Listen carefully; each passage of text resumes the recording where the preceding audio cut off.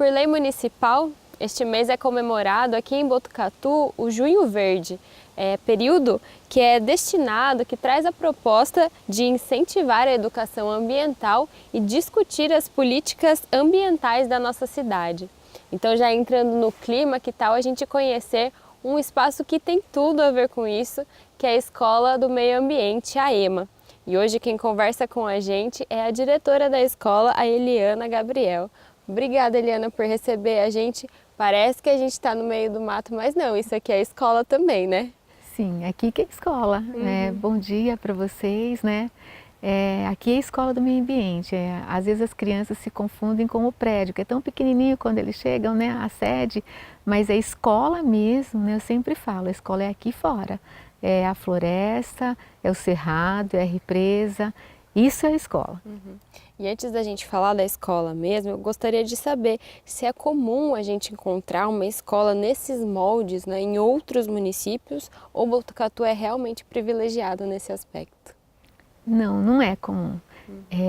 A Escola do Meio Ambiente, embora às vezes apareça até se você fizer uma pesquisa pela internet, vai aparecer em alguns lugares o mesmo nome, mas não tem a mesma conformação, né? Porque são escolas ou tradicionais, né, com ensino formal, ou são escolas que agregam pequenos parques zoológicos juntos, né? Então são centros de recebimento de alunos, mas que não têm essa preocupação com a formação ecológica, né, do aluno, como a nossa tem, que o aluno ele acaba vindo pelo menos uma vez a cada ano, desde que ele entra na rede municipal aos 4 anos, até quando ele sai com os 14 anos no 9º ano.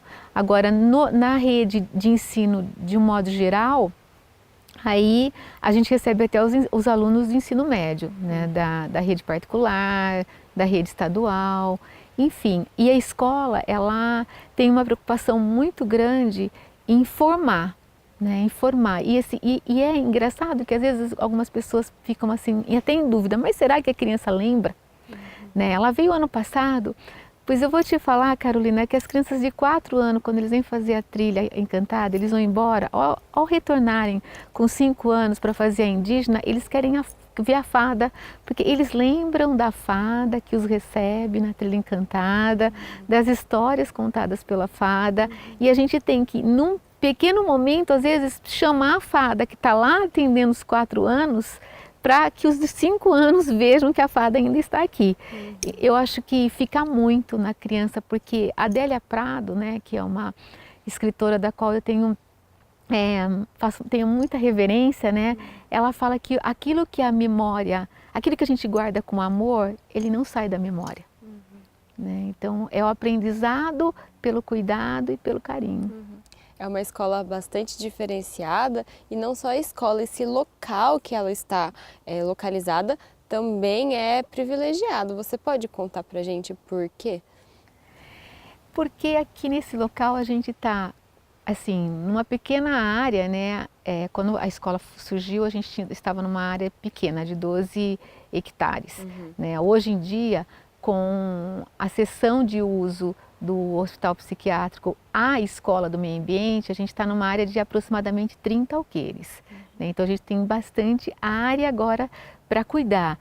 E aqui nessa área, né, mesmo quando a gente estava em 12 hectares, nós já tínhamos amostra de floresta estacional semidecidual, que é uma floresta de domínio da Mata Atlântica.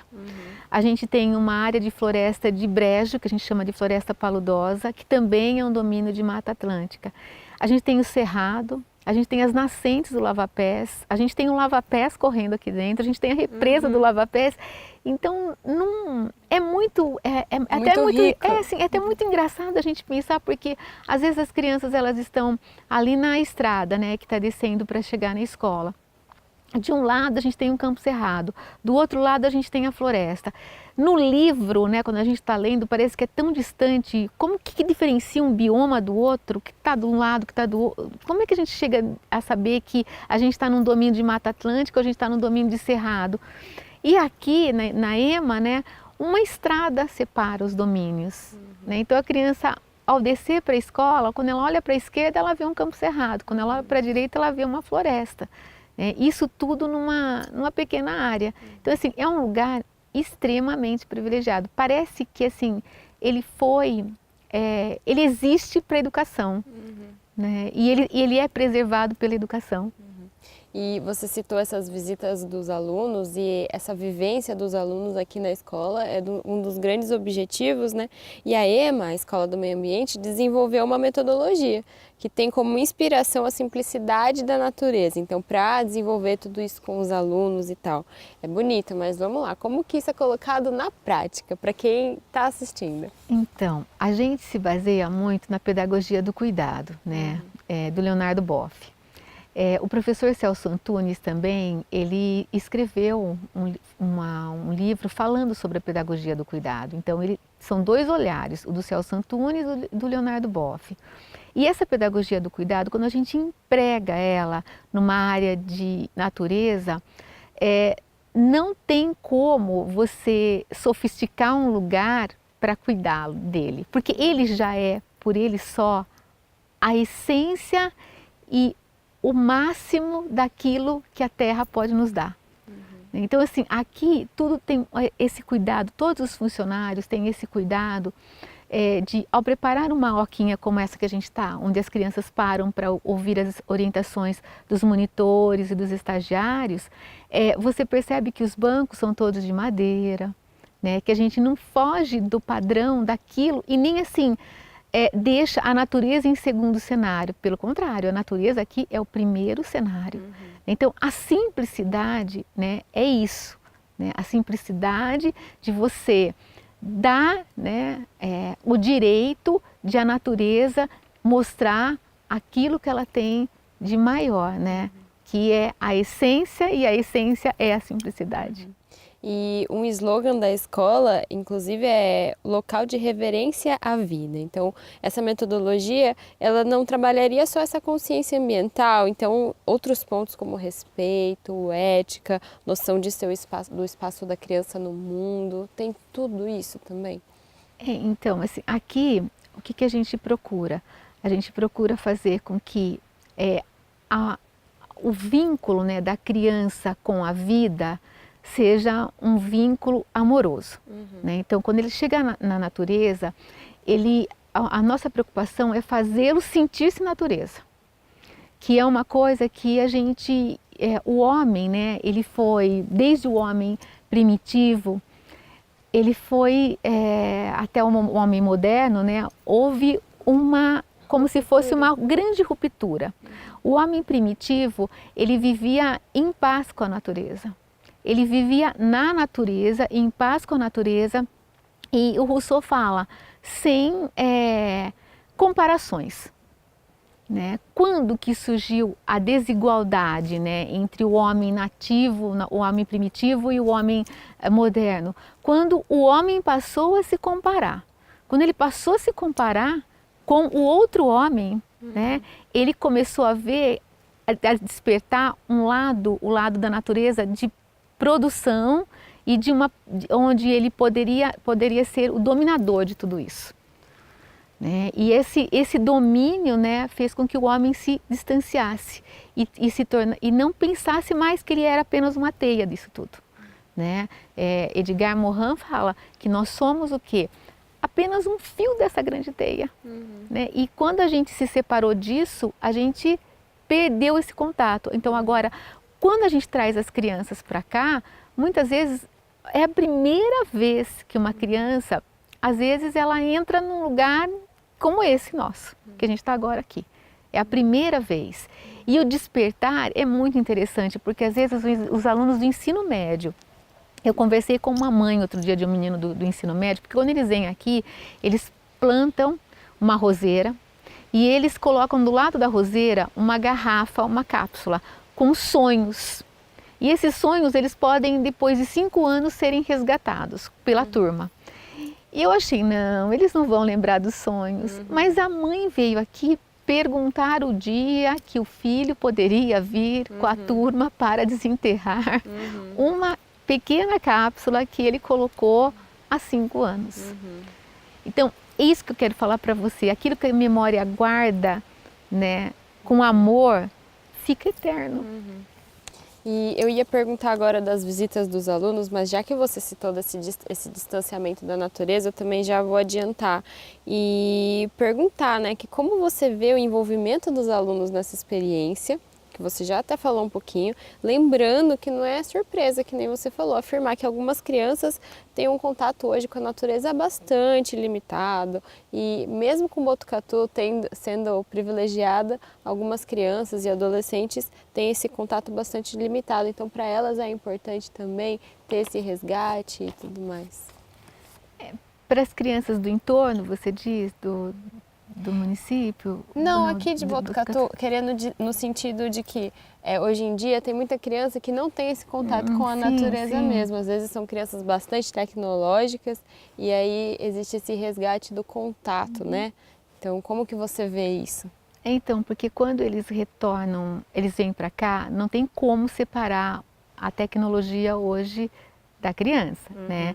Então a gente propõe regras, né? Regras no sentido de, pode fotografar? Pode, mas tem um momento. Pode filmar? Pode, mas tem um momento.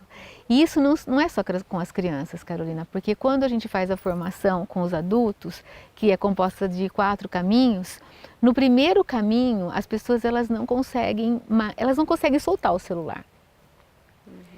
Elas não conseguem estar no aqui e agora, de maneira alguma. O primeiro caminho é muito difícil, assim, por isso talvez que ele dure mais tempo, em tempo de duração. Só no final é que a pessoa percebe o quanto ela perdeu segurando o celular e preocupada com a ligação, a foto. Com a foto e principalmente com lá fora. Lá fora, não se dando a possibilidade de experimentar e vivenciar o momento dela. Né? Aí nos outros caminhos, as pessoas, os adultos, eles já começam, não, hoje eu já não vou deixar o celular aqui no carro, ou vou deixar o celular aqui na sala. Ninguém mais traz. Eu estou com uma turma que vem vindo de Bitinga, caminhando. Nesse terceiro caminho, falta um só para eles terminarem, eles vão terminar a formação em agosto. Eles fizeram agora na sexta-feira. Foi maravilhoso, nenhum estava com celular, nem o secretário da Educação de Bitinga estava com celular. Ele assim, guardou, esqueceu, ele falou, não, hoje o momento é meu, né? Eu falei, hoje o momento é seu. Aí assim, isso foi maravilhoso, porque ele saiu daqui renovado. E é isso, a formação é para isso mesmo, tanto o que a gente faz com as crianças, como a formação, é para a pessoa se dar o direito de naquele dia ser cuidado. Por isso pedagogia do cuidado.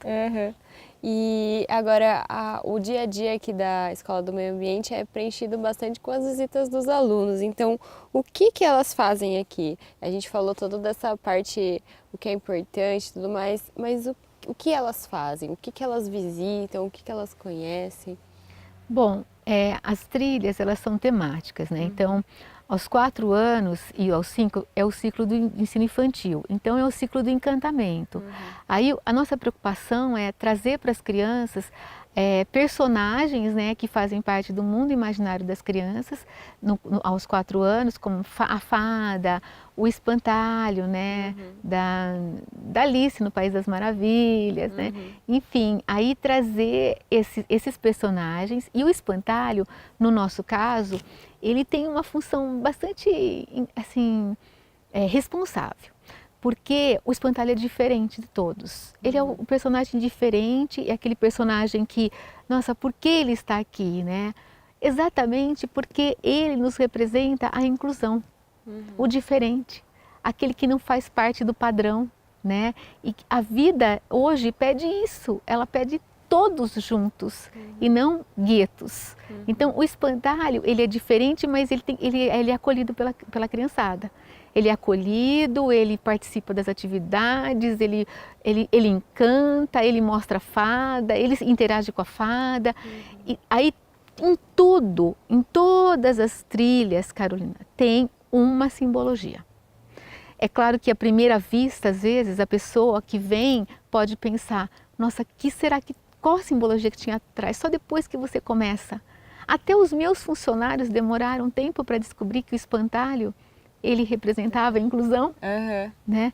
E assim vai, com 5 anos, a trilha indígena, daí a gente se preocupa muito em falar que o índio, ele é um homem, ele não faz parte do mundo encantado, ele não faz parte de nada que não exista. Ele é um homem que deve ser respeitado. Ele é uma criança, no caso, né, que está ali sendo representada pelo monitor ou pelo estagiário, que brinca, que tem as suas necessidades, né, que tem a sua cultura, que tem a sua língua, que sabe escrever do jeito da sua língua, né, então que tem os seus sonhos, né, e que precisa assim, interagir. Só isso. E aí a gente fecha esse ciclo do ensino infantil. Daí vem o ciclo do Fundamental 1, né, que é do 1º ao 5º ano. Aí a gente começa as aventuras. Então a criança que vem aqui com 6 anos, ela vai para a trilha do Jequitibá, onde ela vai encontrar um personagem chamado Caipora, que faz parte do nosso folclore, e que representa para a criança ali aquele que preserva, aquele que cuida, aquele que recebe todos aqui dentro, mas que pede para todos cuidarem. Né? Desde um galho, né? Desde uma formiga, tudo, o cuidado com tudo ao passar por aqui. Né? E ele fala um pouquinho da fauna e da flora de Botucatu. De que maneira? Ele fala sobre a árvore símbolo de Botucatu, que é o jequitibá branco, da onça parda, que é o animal símbolo, e ele fala também do bem-te-vi. Esse ano eles estão assim, a Caipora está levando as crianças a conhecer o bem-te-vi, a ouvir o bem-te-vi. Aí no 2º ano é a trilha do tatu. Então eles vão, por meio de pistas, procurando informações para saber qual o segredo que o tatu, né, tem de cavar, o que ele encontra quando ele cava aqui na EMA, onde a gente está num terreno extremamente cheio de nascentes, né? Para isso tem personagens, né? Tem a Cristalina, que representa a água, né? E eles e o Horácio, que é um amigo da Cristalina. E eles procuram o quê? O tesouro, esse grande tesouro, que é a água. Depois eles vão para o 3º ano, né? No 3º ano, daí já é a trilha do Sujão. Na trilha do Sujão tem um personagem chamado Bugiganga, que às vezes é um homem, às vezes é uma mulher, extremamente consumista. Ele tem óculos de sol aqui, óculos de sol aqui, óculos de sol aqui. Ele tem muitos relógios, muitos celulares, né? Muitas correntes, muitas roupas, muitas bolsas. Né? Ele gosta de comprar e descartar. Porque ele não sabe onde vai guardar, a casa dele também não cabe tudo, ele não tem como guardar tudo isso. Então ele descarta em qualquer lugar. A princípio as crianças ficam com bastante, assim achando aquilo lá muito diferente, muito estranho, achando uma estranheza muito grande e querendo corrigir. Depois, como elas vão ensinando a bugiganga a, né, se comportar, elas acabam ajudando e sentindo um certo carinho pelo personagem que no final muda extremamente, né? Não quer mais saber de consumo sem precisar. Aí depois no 4º ano é a trilha do Piabiru. A trilha do Piabiru, ela conta do caminho, né? Que conta, né, os estudos, né, ali atrás, as lendas também, que havia um caminho que ligava o Peru a Santos e que passava aqui por Botucatu, né, feito por vários povos. E esse caminho, por meio desse caminho, a criança vai conhecendo quem? Os personagens que construíram a história de Botucatu, começando pelo índio, né, pelo tropeiro, né, e isso tudo até chegar nele, que ele agora vai contar a história, né? Então ele está contando a história. E é bacana, porque o tropeiro chega de cavalo de pau, né, assim, bonitinho, e as crianças se encantam e elas vão procurar sobre os imigrantes que vieram para cá, vestígios. Então, ali, ó, por exemplo, naquela baciazinha que tem no solo, que você está vendo, eles são enterrados cacos de louças italianas, então, e eles portuguesas, enfim, coisas que também o povo negro trouxe. E as crianças vão cavando como se fossem arqueólogos para encontrar os vestígios e construir realmente a história de Botucatu. No 5º ano, eles fecham o ciclo e eles vão para a horta pedagógica.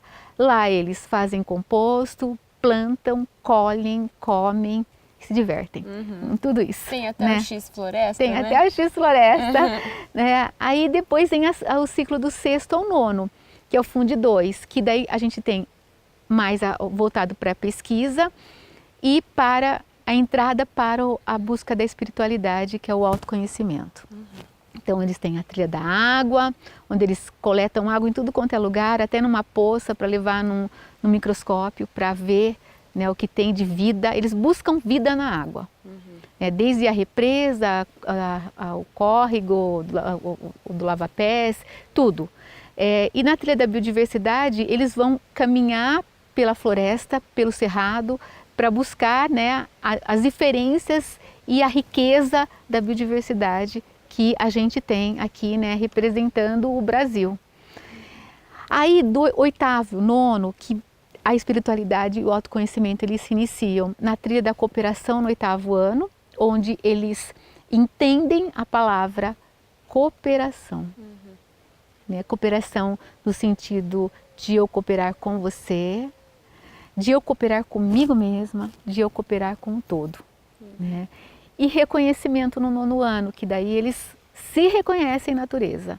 Né? Eles são trabalhadas várias vivências dentro da floresta, sempre dentro da floresta, né? E eles se reconhecem, chegam a um ponto que eles acabam, no final da trilha, se reconhecendo natureza. E para finalizar ali esse ciclo das escolas, tem a trilha do Interser, que é no ensino médio. No Interser, eles descobrem a nossa interdependência, né, com o todo. Então, desde que, assim, nós somos interligados, e essa interligação, ela pode começar, por exemplo, por uma folha de papel, que daí é contado, com uma folha de papel, eles chegam desde a produção daquela árvore até o dia que esses meninos vieram aqui, por meio dessa folha de papel. Toda a interligação que existe nessa teia, nessa grande teia. Então, isso tudo, né, é trabalhado assim com muito carinho, Carolina, muito carinho pelos monitores, muito carinho pelos estagiários, por todos os funcionários. Assim, eu sou uma pessoa extremamente exigente, né, com tudo. Assim, eu gosto de ver as coisas fluindo para a criança.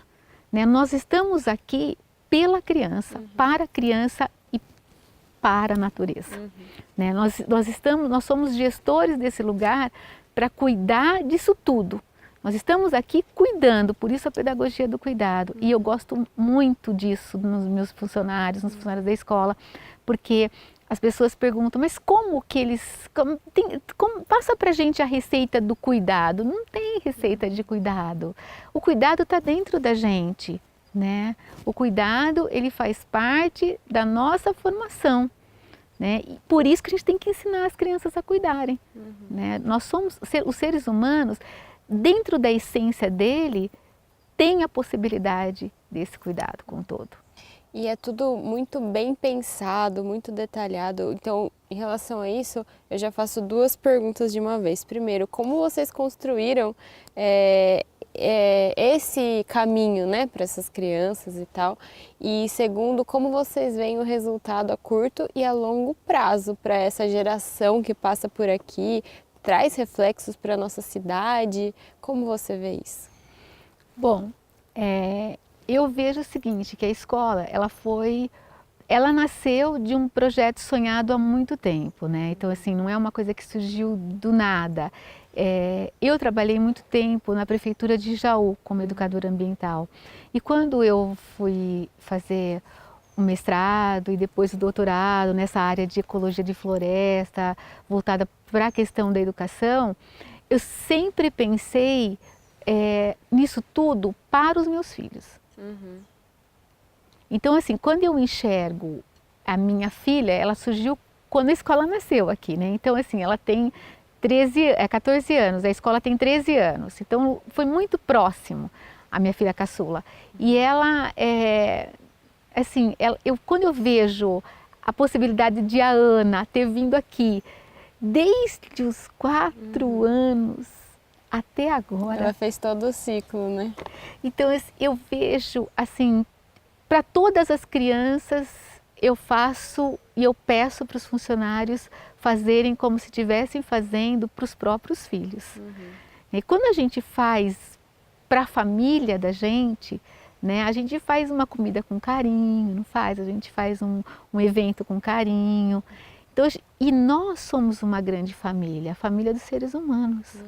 Né? Então a gente está pensando aqui na escola em fazer as coisas para essa grande família, que é a família humana, né? Essa família que faz parte de uma grande teia, que é a nossa teia, né, da vida, mas que pode ter ações, pode criar hábitos e ações que construam valores e que esses valores fazem a diferença no final do cômputo geral.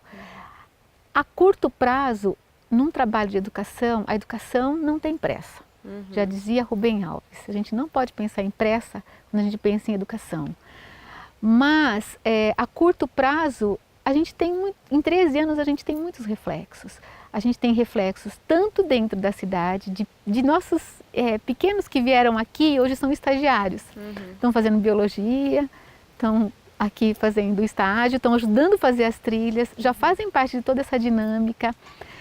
A gente tem as outras escolas do município sempre voltando e sempre perguntando as coisas para a escola, né? Assim, pedindo parceria, pedindo uma ajuda, né? Para desenvolver outros projetos. Sim. E isso a escola vai se multiplicando, fora daqui, né? E não só em Botucatu. Olha, para você ter uma ideia, ontem eu recebi um e-mail de um profissional da prefeitura de Ibiporã, no Paraná, que ele ficou sabendo da gente quando a gente recebeu um prêmio em 5 de junho de 2011 em Curitiba. E no encarte estava lá a gente. Como é do Paraná, ele tem esse encarte e ele recebeu esse encarte por esses dias. E ele está super interessado em ter um espaço igual esse nessa cidade de Biporã, que eu não sei onde é direito, né? Assim, não faço ideia se é próximo de Curitiba ou não. E ele está se organizando para trazer a equipe dele para começar a formação. Então isso é tudo de bom. São sementinhas que vão se espalhando. Isso é tudo de bom. E só para a gente terminar essa parte dos alunos, só para a gente ter uma ideia de números, passa muita gente, né? São uma vez por ano, pelo menos, os alunos vêm, então isso dá quanto no ano? Aproximadamente 150 por dia. O ano passado a gente recebeu quase 13 mil alunos. Então, assim, dá uma média de alunos, isso eu não estou falando o público adulto, só crianças que estão frequentando a escola formal, né, de 4 até os 17 anos. Aproximadamente 13 mil.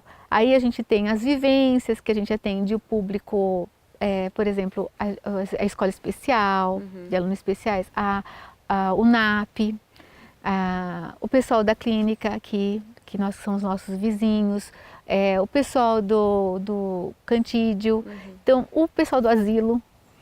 E não são só o CRAS, os alunos, o CREAS, vários mais. CRAS, vários CREAS. E assim, esse pessoal vem todo para cá e na medida do possível a gente vai atendendo com vivências também, não com trilhas, com vivências. Aí, né? se você quiser falar, então, a gente falou bastante das trilhas, falar como são essas vivências socioambientais, a gente vê que tem plantação de árvore, tem a horta, e também desenvolve, que a EMA, a Escola do Meio Ambiente, desenvolve pesquisa em parceria com a universidade também.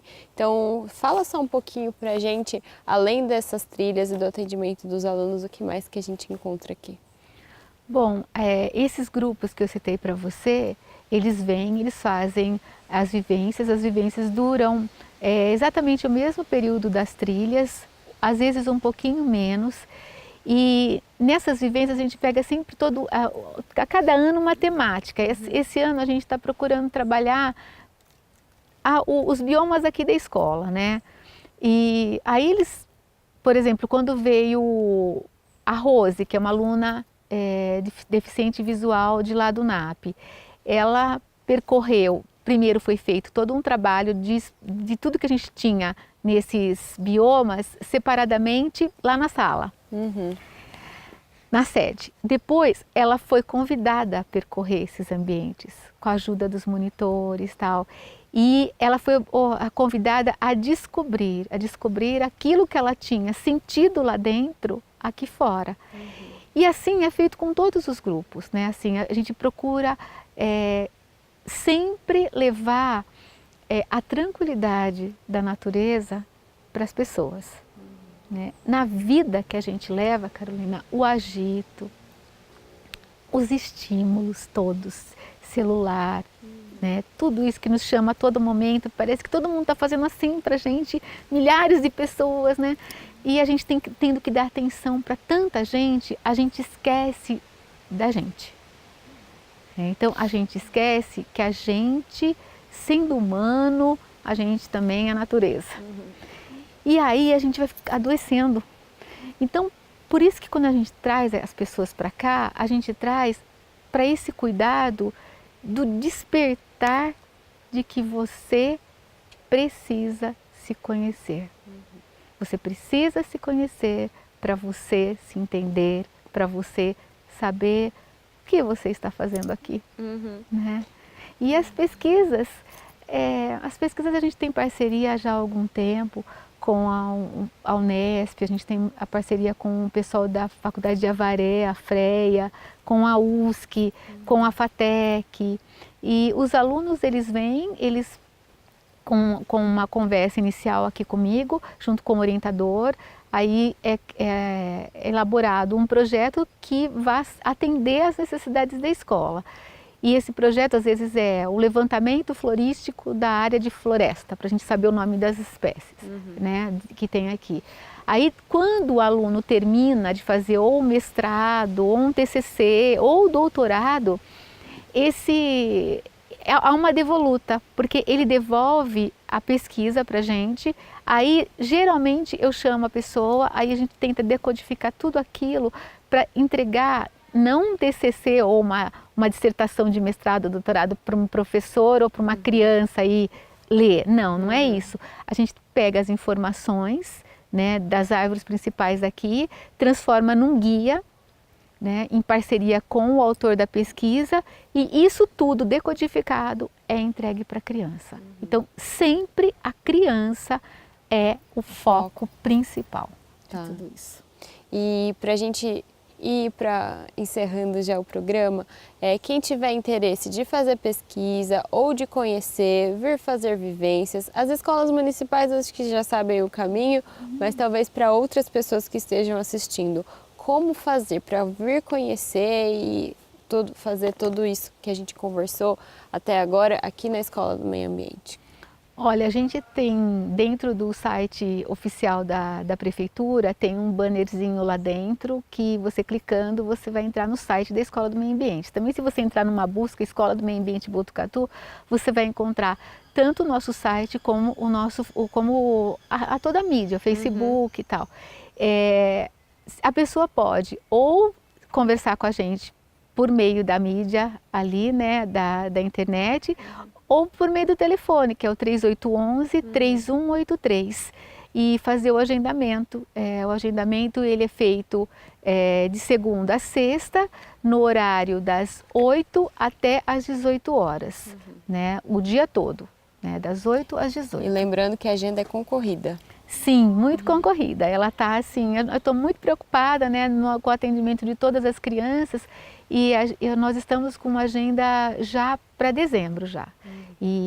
Mas mesmo assim a gente sempre procura dar um jeito, né, de não deixar nenhuma escola, nenhum grupo interessado fora, né, do espaço Escola do Meio Ambiente.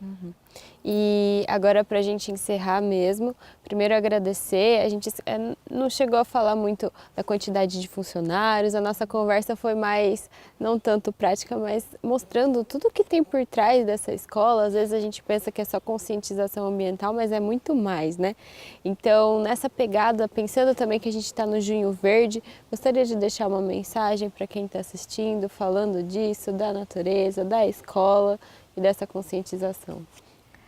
Bom, eu gostaria de pedir para que no Junho Verde, todo aquele que plantar uma árvore, pense que tem que cuidar dela. Né? Então, assim, Wangari Maathai, ela foi uma bióloga queniana que recebeu o Prêmio Nobel da Paz. E ela tinha uma fala muito forte: não basta plantar, é preciso fazer sobreviver. Porque a gente não faz só a nossa parte plantando.